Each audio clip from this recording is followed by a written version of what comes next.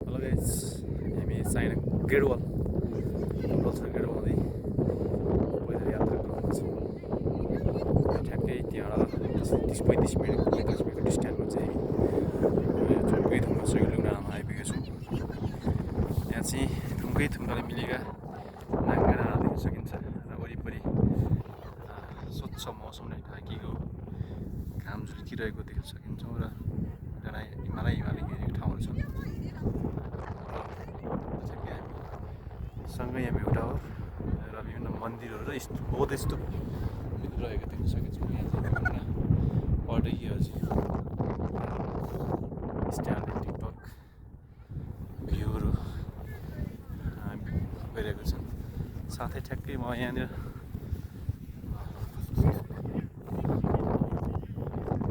बुद्धको पाइला भन्ने ठाउँमा आइपुगेको छु।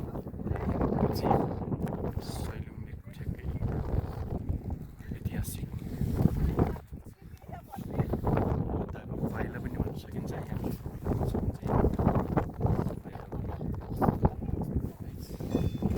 यसै गरी यहाँ विभिन्न स्तूपहरू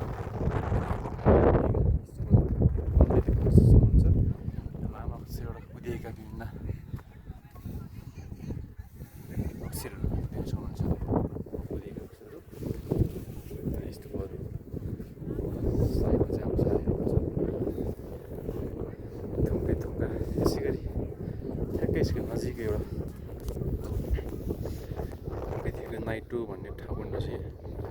यहाँ चाहिँ नाइटो भन्ने यसले बनाउँदो रहेछ यो ठ्याक्कै पोइन्टलाई नाइटो आकारको यसो ठ्याक्क माथिपट्टि चाहिँ एउटा बौद्ध स्तूप रहेको छ। यहाँनिर भने छ तपाईँ पनि सैलुङ डाँडाको भ्रमण गरी यहाँ रहेका विभिन्न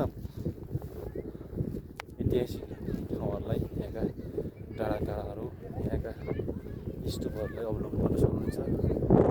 साथै यहाँ माथि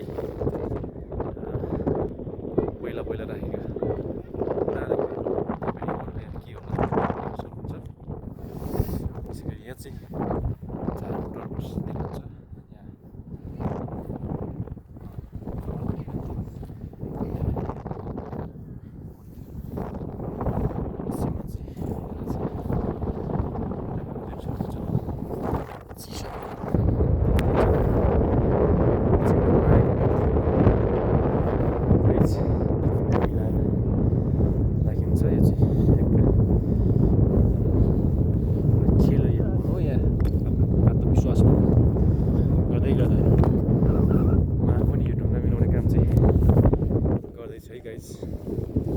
ट्यागमा मैले ढुङ्गा राखिरहेको छु।